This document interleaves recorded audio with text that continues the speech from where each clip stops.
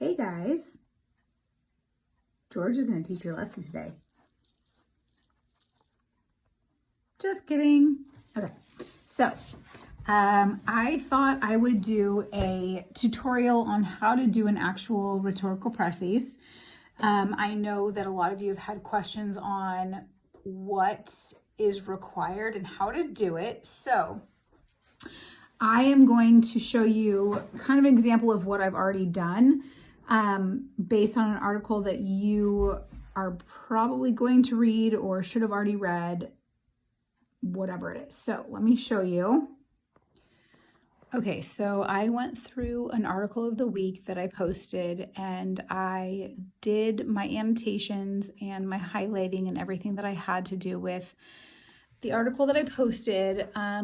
The one that really stood out to me was what would happen if schools closed because of the coronavirus. I know a couple of us periods talked about that, and I was really intrigued by the information that was presented. So when reading the article, I went through all the information and I highlighted everything that really stood out to me.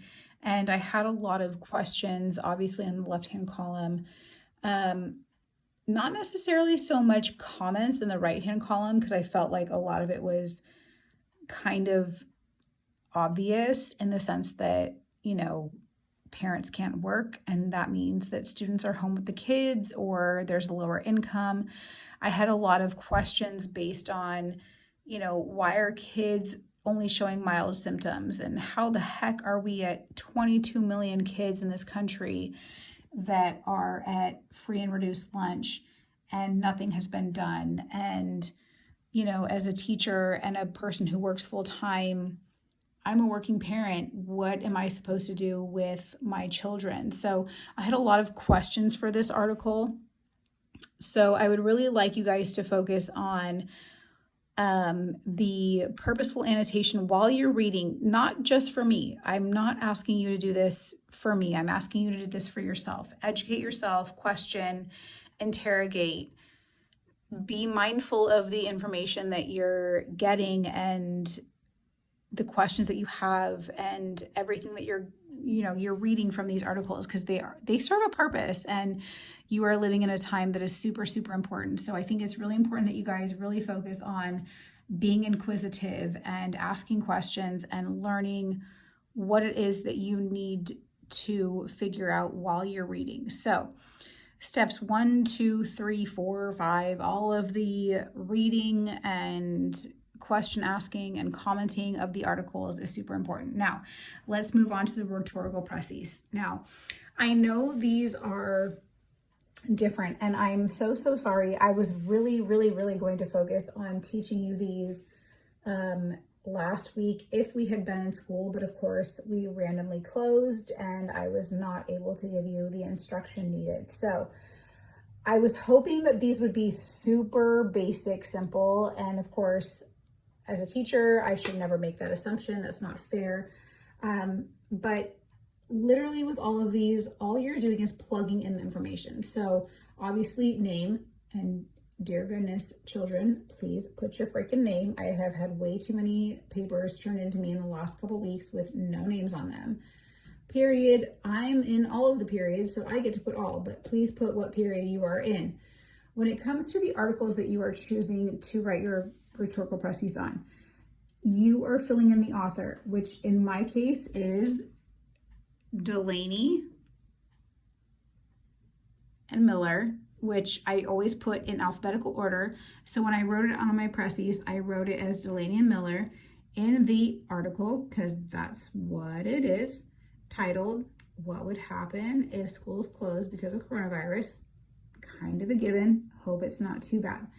When it comes to letter B, the first letter B is you are stating what it is. So is it a claim? Is it an argument?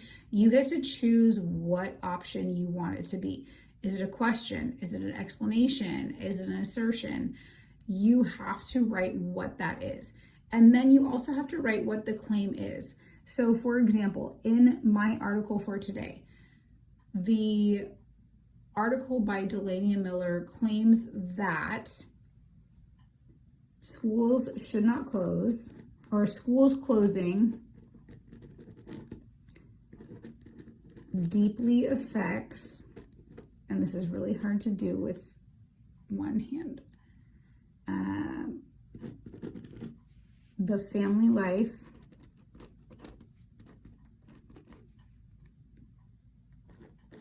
of all students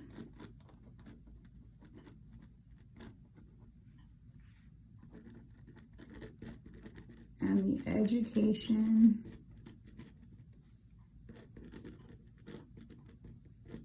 they will receive. Okay, so that is my claim.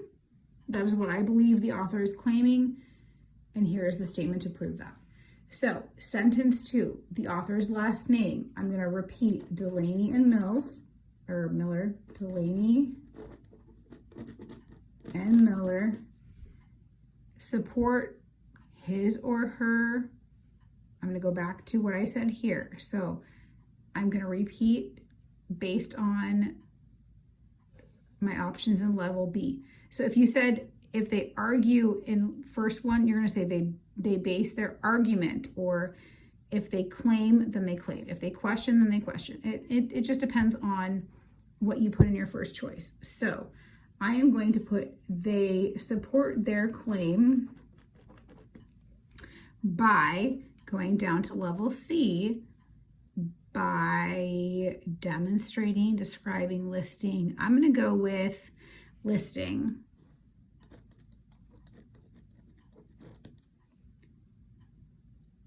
All of the options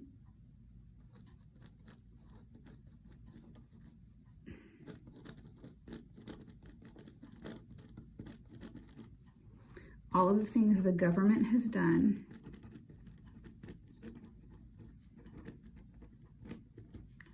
to help support all Americans. Obviously it gets tight, but when you're handwriting it, it makes a difference. So when you type it out, it won't look like that. So then sentence 3 and 4, why? This is the other thing that I want you to focus on. We have in here the focus of each sentence, the what, the how, and the why. The author's purpose is to, going down to level D, show, point out, suggest, inform, persuade, or convince. In my opinion, which everybody can have their own opinion, my opinion is that the author is trying to convince the audience, ooh, this is getting tight, in order to, or so that they will want to help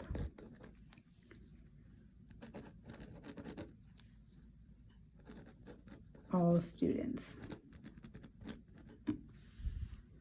So when you continue through the process, you literally are just plugging everything in. It is supposed to make this super incredibly easy. If you are going away from this process and writing your own paragraph, you're not following directions. It really is not that difficult. I'm hoping that this video really helps figure out, or it really helps you understand what the rhetorical précis is supposed to look like. It's a 5-sentence paragraph. It's not difficult. I'm here to help. I miss you. You rock. Good night.